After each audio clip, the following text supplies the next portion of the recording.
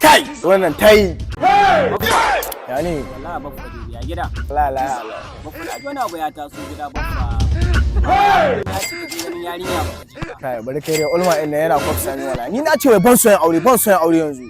Wato baba ka san au ban son ganin ta na wala. Ya kamata baffa a ce ka je mana. Ya hudu min ba ɗaya ba biyu ba uku ba baffa. Kai, ni na ce ma har ban son in aure sai nan da irin kamar sai na tara irin miliyan 150 haka zuwa 200 ka gane. Sannan ina haƙi ƙarfin gida 200 zuwa 300 da $50,000 haka. Ka gane a je bancin 150 million to 200 million ka gane. Sannan in kasance haka ina da yaran sa motoci ba ma a kirga su. Baffa kawai shi ne. Tsaya.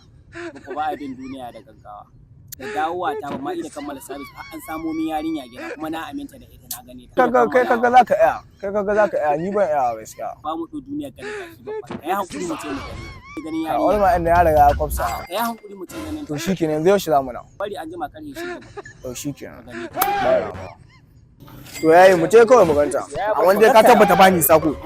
Kada baffa kai mu ce mu gane ta mana. Sai wa daga ci. Baba kaga yarinya can baba. To ita ta wai. Baba ulma inda ya kwafsa wala. Mira. Ya kike ya gida? Lahiya lau. Yawa ga wanda dadi ya ce ya zo ya ganki Mira. Ok, shine. Ki tashi ya gane ki Mira.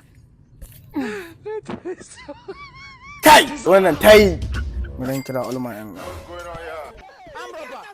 Hello baba. Na ga budurwan nan da kace in to in ganta yanzu.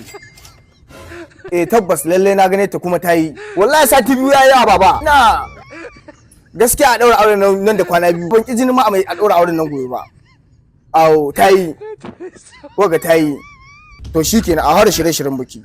To yanzu abokina abin da za a yi ka gane ko mu je mu har shirye-shiryen abin nan saboda kaga su already ready su. Mira bari za mu yi magana. To shi kenan.